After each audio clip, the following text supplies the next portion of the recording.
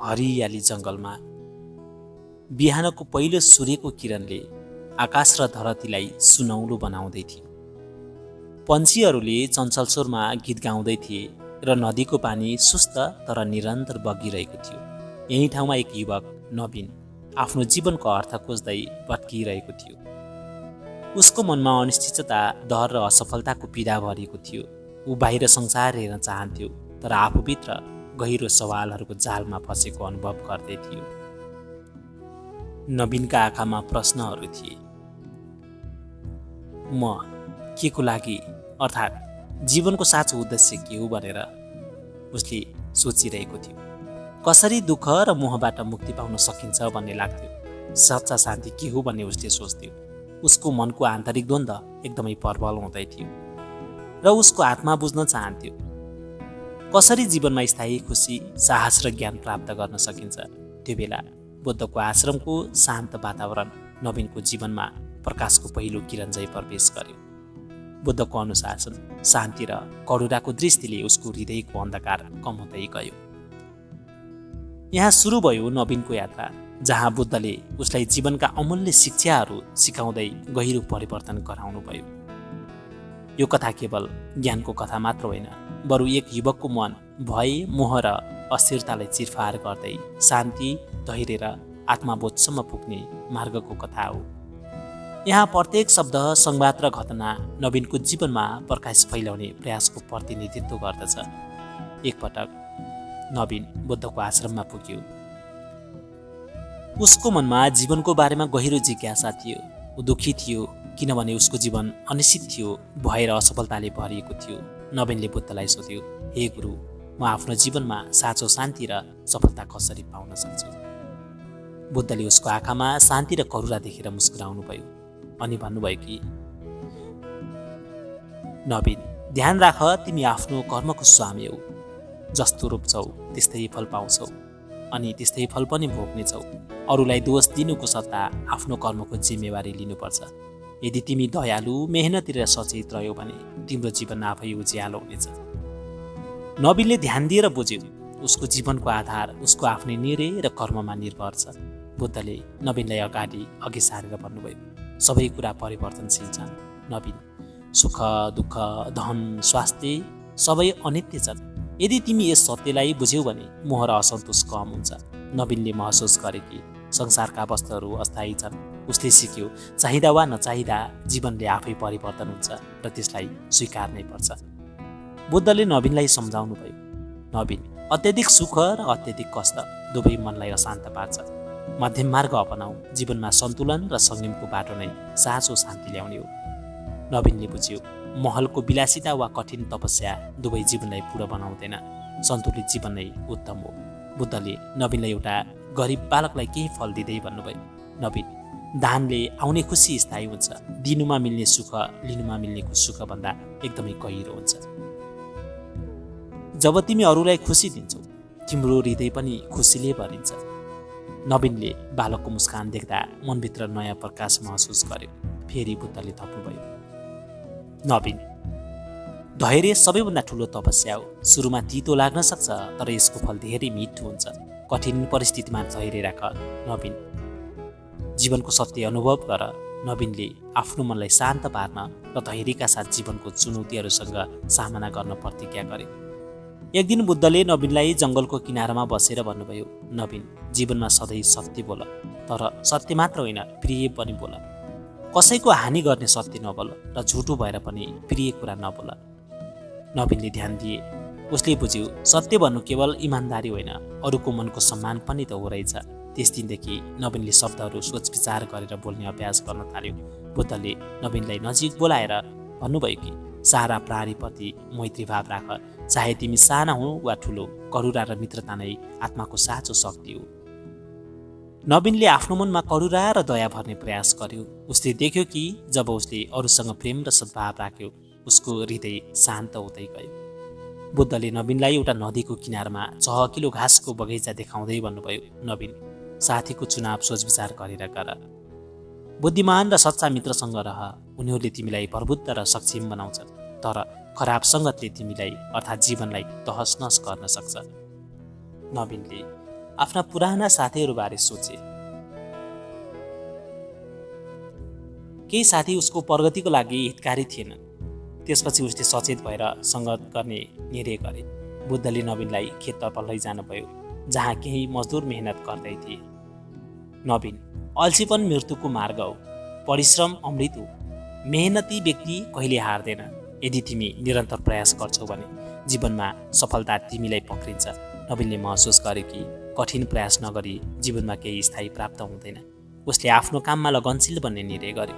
बुद्धले नवीनलाई आँखा मिलाएर भन्नुभयो, डर केवल अज्ञानबाट जन्मिन्छ। त्यसैले नवीन, जब मानिसले बुझ्दैन, थाहा पाउँदैन, तब डर उत्पन्न हुन्छ। बुद्धि र प्रज्ञाले डर हटाउन सक्छ। त्यसैले अन्धकारलाई ज्ञानले पराजित गर। नवीनले आफ्नो मनको गहिराइमा रहेको डरलाई अनुभव गर्यो। अवज्ञाताले उसलाई रोकिरहेको थियो। बुद्धको शिक्षा सुनेपछि उसले भयविहीन जीवनको अभ्यास गर्न थाल्यो। बुद्धले नवीनलाई फेरि भन्नुहुन्छ, सिर्फ आफ्नो उद्देश्य खोज्नु पर्याप्त छैन नवीन। निरन्तर प्रयासले आफूलाई उत्तम बनाउँछ। यही साँचो निर्माण हो। तिमीले आफूलाई विकसित गर्नुपर्छ, न कि बाह्य संसारको कुरा मात्र सोच्नु। नवीनले हृदयभित्र प्रतिज्ञा गर्यो। ऊ बुद्धको शिक्षाहरूको पालना गर्दै आफ्नो जीवनलाई रूपान्तरण गर्नेछ। एक बिहान बुद्धले नवीनलाई घाँसको मैदानमा लिएर भन्नुभयो, नवीन, आफ्नो शरीरलाई सम्मान गर। शरीर एउटा मन्दिर हो जहाँ मनको निवास हुन्छ। स्वस्थ शरीरमा मात्र स्वस्थ मनले शान्ति पाउँछ।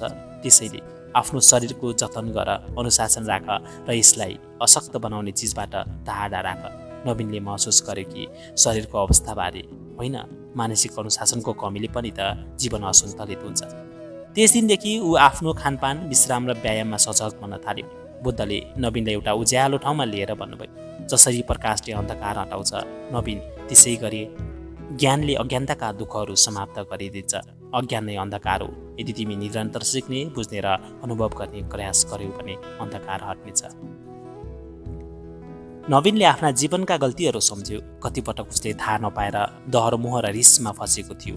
बुद्धको शिक्षा सुनेर उसको ज्ञानको खोजीमा जीवन समर्पित गर्ने निर्णय पनि गर्यो। बुद्धले नवीनलाई नजिक बोलाएर फेरि भन्नुहुन्छ, नवीन, न हिजोको डरमा अड्किनु, न भोलिको चिन्तामा डुब्नु। बस आजको पलमा सजग रहेर बाँच्नु। वर्तमानको यो क्षण नै तिमीले पूरा जीवन अनुभव गर्न सक्छौ। नवीनले आफ्नो मनलाई वर्तमानमा केन्द्रित गर्न थाल्यो। उसले बुझ्यो, अनावश्यक चिन्ता र पछुतोले केवल दुःख मात्र बनाउँछ। जीवनको वास्तविक सुख आजको पलमा बाँच्नेमा छ। एक दिन बुद्धले फेरि नवीनलाई हाँस्दै भन्नुहुन्छ, नवीन, संसार एउटा ऐना हो। यदि तिमी मुस्कुरायौ भने संसार पनि मुस्कुराउनेछ। तिमी भित्री शान्ति बाहिर प्रतिबिम्बित हुन्छ। नवीनले अनुभव गर्यो, जब ऊ आफै शान्त र खुसी भयो, मानिसहरू पनि उसँग शान्त र मैत्रीभावपूर्वक व्यवहार गर्न थाले। उसले बुझ्यो कि संसार बदल्नुभन्दा पहिले आफ्नो मन बदल्नुपर्छ। बुद्धले नवीनलाई सुरक्षातिर हेराउँदै भन्नुहुन्छ, नवीन, समयको कदर गर। धैर्य र समय नै जीवनका सच्चाइ योद्धा हुन्। समयको सदुपयोग गर्ने व्यक्तिले जीवनमा साँचो सफलता पाउँछ। नवीनले थाहा पायो कसरी ऊ आफ्नो समय खेर फालिरहेको थियो र बुद्धको शिक्षाले ऊ समयलाई मूल्यवान बनाउने सोच्न लाग्यो। बुद्धले नवीनलाई सानो नदीतर्फ लिएर जानुभयो अनि भन्नुभयो, नवीन, साना साना राम्रा कामहरूले ठुला परिणामहरू ल्याउँछन्। कुनै पनि सानो पुण्यलाई कम नठान। ठोपा ठोपाले एउटा भाडो बढिन्छ। नवीनले आफ्नो जीवनका साना प्रयासहरूलाई महत्त्व दिन थाल्यो। उसले बुझ्यो, प्रत्येक सानो दयालु कार्य र सोच जीवनमा स्थायी परिवर्तन ल्याउँछ। फेरि एक दिन बुद्धले नवीनलाई गाउँमा लिएर जानुभयो। गाउँका मानिसहरू आपसमा झगडा गरिरहेका थिए। केही गरिब र असहाय थिए। तब बुद्धले भन्नुभयो, नवीन, जस्तो व्यवहार तिमी आफ्नो लागि चाहन्छौ, त्यस्तै व्यवहार अरूप्रति पनि गर। अरूप्रति सहानुभूति राख। जब तिमीले अरूको दुःख बुझ्छौ र सहयोग गर्छौ, तिम्रो हृदय शान्त हुन्छ। नवीनले अनुभव गर्यो, जब उसले अरूको पीडा बुझ्यो र मद्दत गर्न थाल्यो, उसको मन हल्का र शान्त भयो। उसले बुझ्यो कि सहानुभूति केवल अरूको लागि होइन, आफ्नै मुक्ति र शान्तिका लागि आवश्यक छ।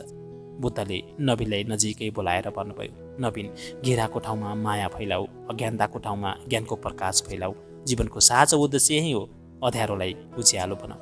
नवीनले महसुस गर्यो, जब ऊ आफ्नो मनमा प्रेम र ज्ञान फैलाउँछ, संसारमा पनि सकारात्मक ऊर्जा फैलिन्छ। उसको वरिपरिका मानिसहरू ऊबाट प्रेरित हुन थाल्यो। अन्त्यमा बुद्धले नवीनलाई एउटा सुन्दर बगैँचामा लिएर जानुभयो अनि भन्नुभयो, नवीन, जे तिमीसँग छ त्यसको लागि आभारी रह, कृतज्ञ बन, सधैँ खुसी बन। जीवनको सच्चा सम्पत्ति आभारी मन हो।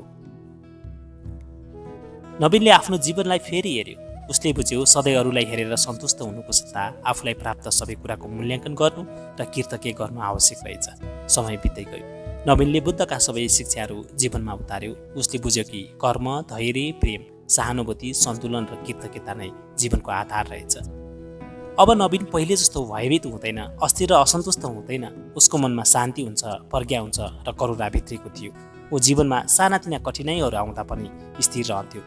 बुद्धले मुस्कुराउँदै सम्झाउनु भएको थियो, तिमीले सिक्यौ जीवनको साँचो मूल्य तिमी आफैले निर्माण गर्छौ।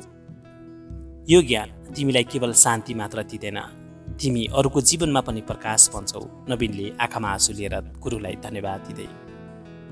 उसको हृदयमा अब केवल उज्यालो थियो। भय, मोह र असन्तोषले स्थान गुमाइसकेको थियो। नवीनले सिक्यो जीवनमा साँचो परिवर्तन बाह्य वस्तुबाट होइन, हाम्रो मन, कर्म र दृष्टिकोणबाट आउँछ। साँचो शान्ति, धैर्य, उद्यम र सन्तुलनमा छ। प्रेम, सहानुभूति र प्रकाश फैलाउने कार्यले जीवन उज्यालो बनाउँछ। कृतज्ञता र वर्तमानमा बाँच्नाले खुसी सधैँ स्थायी हुन्छ। नवीनले अब बुझ्यो जीवनको वास्तविक उद्देश्य केवल आफैलाई सुधार्नु मात्र होइन, अरूको जीवनमा पनि प्रकाश ल्याउनु हो रहेछ। यसरी नवीनको कथा पुरा हुन्छ। मानिस जन्मदा न खुसी लिएर आउँछ न दुःख बोकेर। ऊ केवल सास लिएर संसारमा प्रवेश गर्छ। खुला मन, निखर चेतना र सुन्ने अनुभूति सही। तर जति जति ऊ बढ्दै जान्छ, उसले अरूको आँखाबाट आफूलाई हेर्न थाल्छ, अरूको बोलीबाट आफ्नो मूल्य नाप्न थाल्छ र अरूको जीवनसँग तुलना गरेर आफ्नै जीवनको अर्थ खोज्न थाल्छ। यही छेरबाट जीवनको सरलता हराउन थाल्छ र पीडाको बिउ मनभित्र रोपिन्छ। मानिस सोच्न थाल्छ, म यस्तो भएको भए खुसी हुन्थे, मेरो जीवन यस्तो भएको भए दुखी हुने थिइनँ।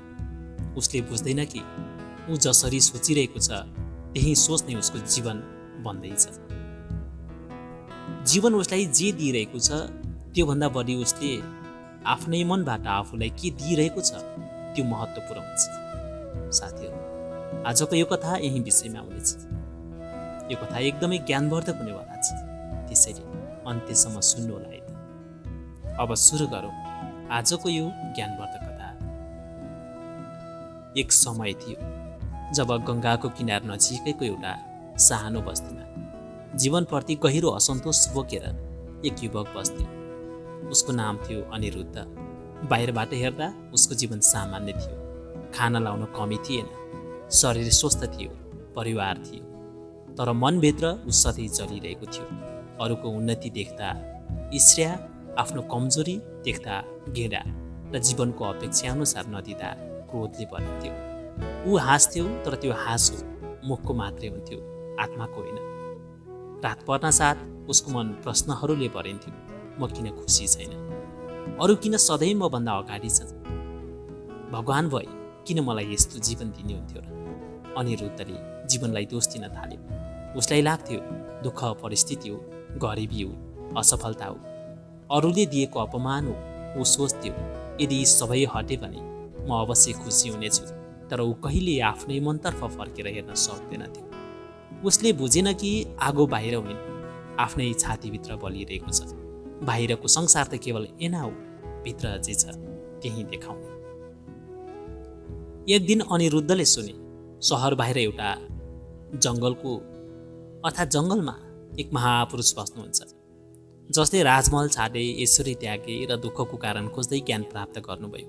मानिसहरू उहाँलाई बुद्ध भन्नुहुन्छ। उहाँको बोली सुनेपछि मानिसको जीवन बदलिन्छ रे। धेरैले उहाँलाई देवता भन्छन् रे, सधैँ अर्थात् धेरैले साधारण मानव होइन भन्छन् रे। अनिरुद्ध भने शङ्काले भरिएको थियो। उसले सोच्यो अरूले के जान्छन् र? मेरो दुःख मेरो हो। कसैको शब्दले अर्थात् कसैले मेरो जीवन बदल्न सक्छ।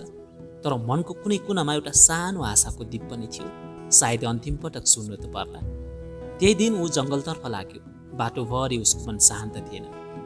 कहिले ऊ आफ्नै विगत सम्झिन्थ्यो, असफलता, अपमान, छुटेका अवसरहरू। कहिले भविष्यको डर, यदि मेरो जीवन यस्तै रह्यो भने। उसका पाइला भारी थिए, तर मन अझै भारी। जङ्गलभित्र छिर्दा उसले देख्यो धेरै मानिसहरू शान्त भएर बसेका छन्।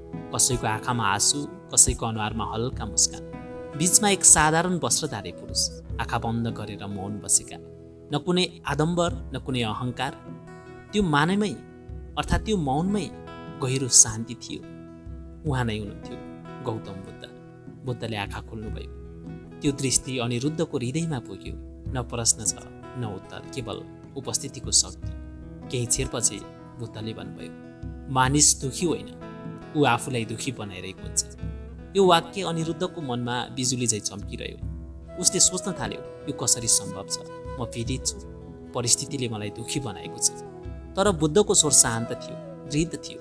बुद्धले अगाडि भन्नुभयो, जीवनले त केवल घटना दिन्छ, ती घटनालाई कसरी बुझ्ने, कसरी ग्रहण गर्ने, त्यो तिम्रो हातमा हुन्छ। दुई मानिस एउटै पीडाबाट गुज्रन्छ, एक टुट्छ अर्को जाग्छ। पीडा एउटै हो तर दृष्टि फरक हुन्छ। अनिरुद्ध पहिलो पटक आफ्नै सोचसँग जुझ्न बाध्य भयो कि साँच्चै दुःख बाहिरबाट होइन, भित्रबाट जन्मिन्छ र। उहाँले भन्नुभयो कि मानिस भन्छ म रिसाएँ किनकि उसले अपमान गर्यो, तर सत्य यो हो, तिमी रिसाउन तयार थियौ, त्यसैले अपमानले आगो पायो। यदि मन शान्त हुन्थ्यो भने त्यो अपमान केवल शब्द हुन्थ्यो। अनिरुद्ध मौन भयो। उसले आफ्नो जीवन सम्झ्यो। कतिपटक उसले आफ्ना कुरालाई ठुलो बनायो, कतिपटक आफूलाई नै जलायो। बुद्धले फेरि अर्को कुरा भन्नुभयो, खुसी कुनै उपहार होइन जुन कसैले दिन्छ, दुःख कुनै सजाय होइन जुन संसारले थोपर्छ। दुवै तिम्रो चेतनाको छनौट हो।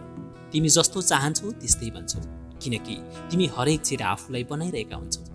त्यो दिन अनिरुद्धको जीवन बाहिरबाट बदलिएको थिएन।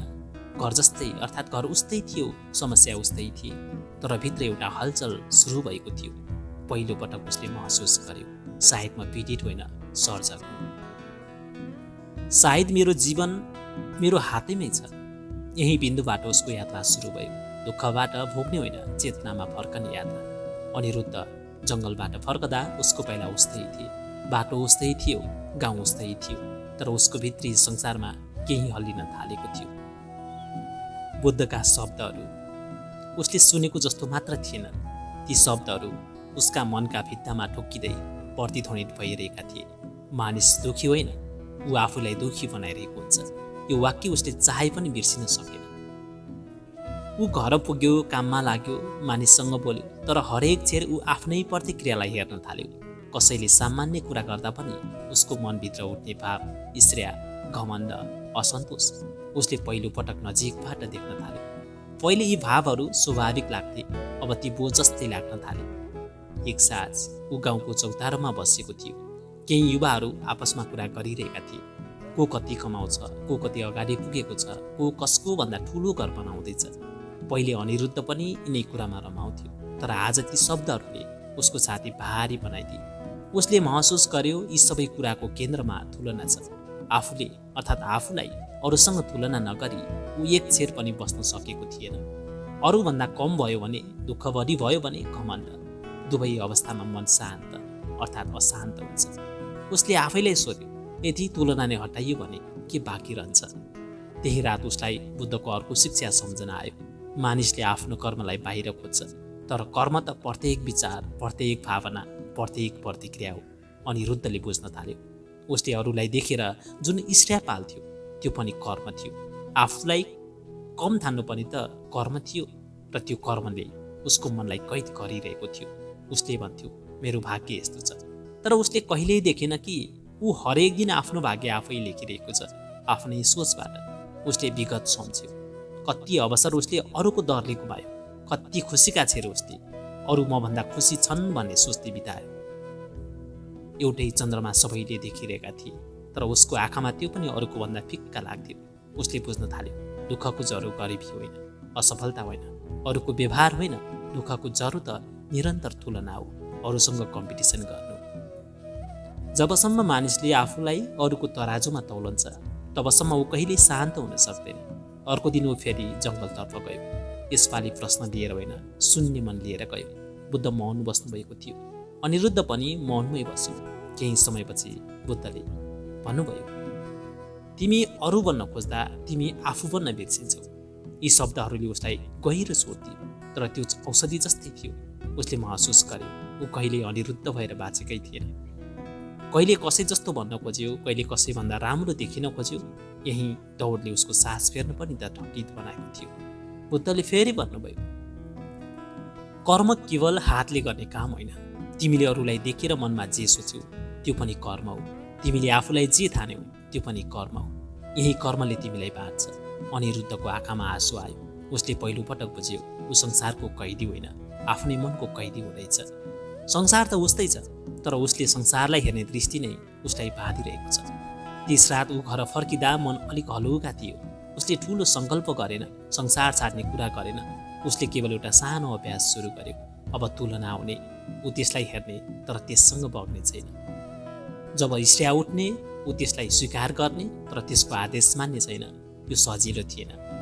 कहिले ऊ हार्थ्यो, कहिले फेरि उठ्थ्यो, तर अब उसलाई थाहा थियो खुसी कुनै अन्तिम गन्तव्य होइन, यो त प्रत्यक्ष गरिने छनौट हो। उसले बुझ्न थाल्यो मानिस बाहिरको संसार बदल्न दौडिन्छ, तर भित्रको दृष्टि उस्तै राख्छ। जबसम्म दृष्टि बदलिँदैन, संसार जति बलियो होस्, दुःख उस्तै रहन्छ। कर्मको सबैभन्दा सूक्ष्म रूप पनि त यही हो नि, दृष्टि। यही दृष्टिले जीवनलाई स्वर्ग पनि बनाउँछ, नर्क पनि बनाउँछ। जङ्गलको शान्ति त्यो दिन अझ गहिरो थियो। हावाले सालका पातहरू हल्लाइरहेको थियो, तर त्यो आवाज पनि मौन जस्तै लाग्थ्यो। अनिरुद्ध भुइँमा बसेको थियो, आँखा झुकेको, मन खुल्ला। उसले अब प्रश्नहरू बोकेर आएको थिएन, तर मनभित्र एउटा अनकहा तृष्णा थियो, सत्य बुझ्ने तृष्णा। केही छेरपछि उसले साहस गरेर मुख खोल्यो। उसको स्वर काँपिरहेको थियो, किनकि यो प्रश्न बाहिरको होइन, आत्माबाट आएको थियो। उसले भन्यो, गुरु, यदि दुःख मेरो सोचबाट जन्मिन्छ भने म किन रोक्न सक्दिनँ? म बुझ्छु, तर फेरि उस्तै रिस उठ्छ, उस्तै डराउँछ, उस्तै तुलना हुन्छ। बुझ्नु र बाँच्नु बीच यति ठुलो दूरी किन छ गुरु? बुद्धले उसलाई हेर्नुभयो। त्यो दृष्टि न दयाको थियो न तिरस्कारको, केवल स्पष्टता थियो। उहाँले भन्नुभयो, किनकि तिमीले दुःख छोड्न चाहन्छौ, तर म छोड्न चाहँदैनौ। अनिरुद्धले सस्कियो। उसले सोचेको थिएन दुःख अनि म एकअर्कासँग यति गहिरो रूपमा गाँसिएका छन्। बुद्धले बिस्तारै भन्नुभयो, तिमी भन्छौ म रिसाए, म दुःखी भए, म अपमानित भए, तर कहिले सोधेको छौ यो म को हो? यो म नै तिमी अर्थात् तिमीले बनाएको कथा हो। जब कसैले त्यो कथालाई चुनौती दिन्छ, तिमी दुःखी हुन्छौ। अनिरुद्धको मन एकाएक शान्त भयो, तर त्यो शान्ति भारी थियो, किनकि उसले आफ्नो झुटो आधार हल्लिएको महसुस गर्यो। उसले फेरि सोध्यो, तर यो म नहुँदा म के बाँकी रहन्छु गुरु? बुद्धले मुस्कुराउँदै भन्नुहुन्छ, त्यही प्रश्नले तिमीलाई स्वतन्त्र बनाउँछ। उहाँले भन्नुहुन्छ, जब तिमी मको रक्षा गर्न छोड्छौ, तब जीवन आफै बग्न थाल्छ। तर खुसी पनि आउँछ जान्छ, दुःख पनि आउँछ जान्छ, तर तिमी बाँडिँदैनौ।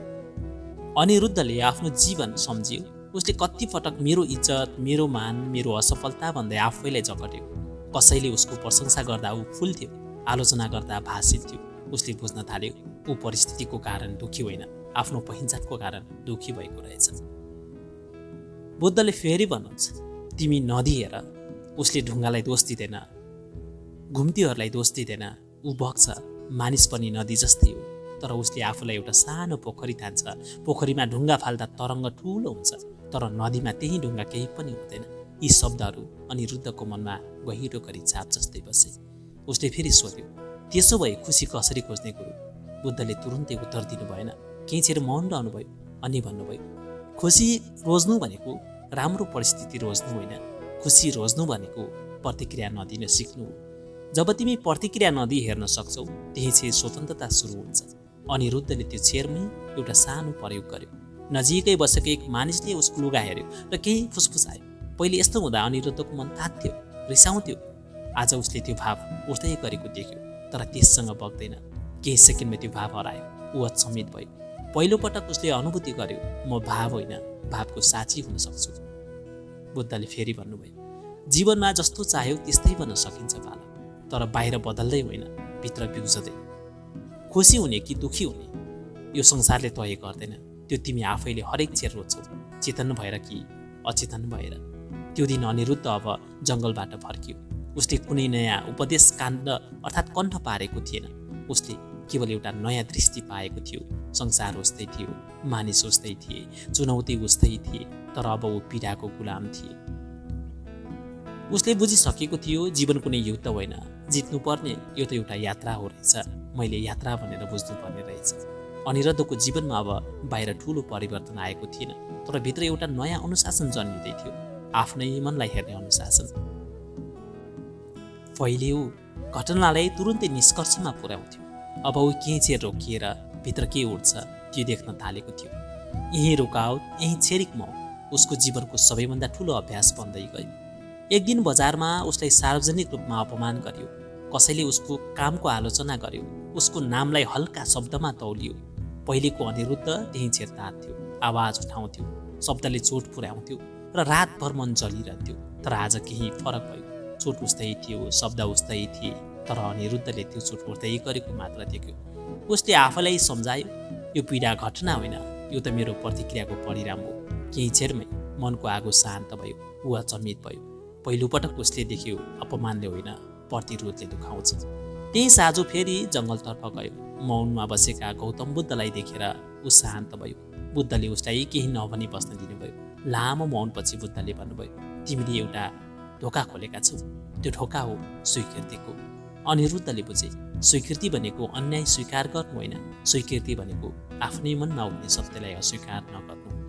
बुद्धले फेरि भन्नुभयो, जब तिमी भन्छौ यो हुनु हुँदैन थियो, त्यही छेर तिमी पीडासँग लड्न थाल्छौ र लडाइँ जहाँ हुन्छ त्यहाँ घाउ पर्छ। तर जब तिमी भन्छौ यो भयो, लडाइँ सकिन्छ, पीडा आउँछ तर दुःख बन्दैन। यी शब्दहरूले अनिरुद्धलाई गहिरो शान्ति दियो। उसले बुझ्न थाल्यो, जीवनले जे ल्याउँछ त्यो परिवर्तन गर्न सधैँ सम्भव हुँदैन, तर त्यसलाई ग्रहण गर्ने ढङ्ग सधैँ आफ्नै हातमा हुन्छ। दिनहरू बित्दै गए, कहिले हानि भयो, कहिले प्रशंसा भयो। अनिरुद्धले दुवैलाई एउटै दूरीबाट हेर्ने अभ्यास गर्यो। प्रशंसाले उचाल्न खोज्दा ऊ मुस्कुरायो, अपमानले तान्न खोज्दा ऊ मौन रह्यो। उसले अब भावनालाई दबाउँदैन थियो, तर भावनाले चल्न पनि दिँदैन थियो। यही सन्तुलनले उसलाई हलुका बनायो। एक रात उसले आफैसँग गहिरो संवाद गर्यो, यदि बाहिरको संसार उस्तै रहेर पनि म शान्त हुन सक्छु भने दुःखको स्रोत संसार होइन रहेछ। उसले महसुस गर्यो, दुःख त तब जन्मिन्छ जब अपेक्षा र वास्तविकता ठोकिन्छ। अपेक्षा घटेपछि वास्तविकता बोझ रहेन। बुद्धले भन्नुभएको कुरा उसलाई अझ स्पष्ट भयो, खुसी कुनै स्थायी अवस्था होइन, यो त बग्ने छेर हो रहेछ। त्यसलाई पकड्न खोज्दा दुःख जन्मिँदो रहेछ, छोड्न सिक्दा शान्ति आउने रहेछ। अनिरुद्धले अब जीवनसँग सौदा गर्न छोड्यो। मलाई यो देऊ, म खुसी हुन्छु भन्ने उसले जीवनलाई खुला हातले स्वीकार गर्न थाल्यो। उसको भित्र एउटा गहिरो परिवर्तन भयो। ऊ अब पीडाबाट भाग्दैन थियो, ऊ पीडाभित्रै बसेर त्यसलाई बुझ्थ्यो। जब पीडालाई बुझिन्छ त्यो शिक्षक बन्छ, शत्रु होइन। यही बुझ्नेले अर्थात् बुझाइले अनिरुद्धलाई भित्रबाट बलियो बनायो। अब उसलाई कसैले तोड्न सक्दैन थियो, किनकि ऊ अब बाहिरको नियन्त्रणमा बाँधिएको थिएन। अनिरुद्धको यात्रा कुनै चमत्कारिक अन्त्यतर्फ गइरहेको थिएन। न आकाशबाट फुल झरे, न संसार अचानक सुन्दर बन्यो, तर एउटा कुरा निश्चय बदल्यो, उसको दृष्टि। जहाँ पहिले ऊ जीवनसँग लड्थ्यो, अब ऊ जीवनसँग बग्न सिक्यो। जहाँ पहिले ऊ परिस्थितिलाई दोष दिन्थ्यो, अब ऊ आफ्नै चेतनालाई हेर्न थाल्यो। यही हेर्ने कला नै उसको मुक्ति बन्यो। उसले बुझ्यो, इच्छा आफैमा खराब होइन, तर इच्छालाई आफ्नो पहिचान बनाउनुले कैद हो। म यो पाएँ भने मात्र खुसी हुन्छु भन्ने सोचले जीवनलाई सधैँ अधुरो बनाइरहन्छ। जब चाहना पुरा हुन्छ, नयाँ चाहना जन्मिन्छ। जब पुरा हुँदैन, दुःख जन्मिन्छ। यसरी मन सधैँ भविष्यमा बाँधिन्छ र वर्तमानबाट टाढा हुन्छ। अनिरुद्धले अब चाहनालाई आदेश दिएन। चाहना आयो भने ऊ त्यसलाई देख्थ्यो, तर त्यसको पछाडि दौडिन्थेन। यही स्वतन्त्रताले उसको मन खुला बनायो। अब ऊ बुझ्थ्यो, खुसी कुनै स्थायी राज्य होइन, जुन एकपटक पुगेपछि कहिले हराउँदैन। खुसी त चेतनाको एउटा तरङ्ग हो, जसलाई जबरजस्ती थाम्न खोज्दा नै दुःख जन्मिन्छ। दुःख आउँदा ऊ डराउँदैन थियो, किनकि ऊ जान्दथ्यो यो पनि आउने जाने अतिथि हो।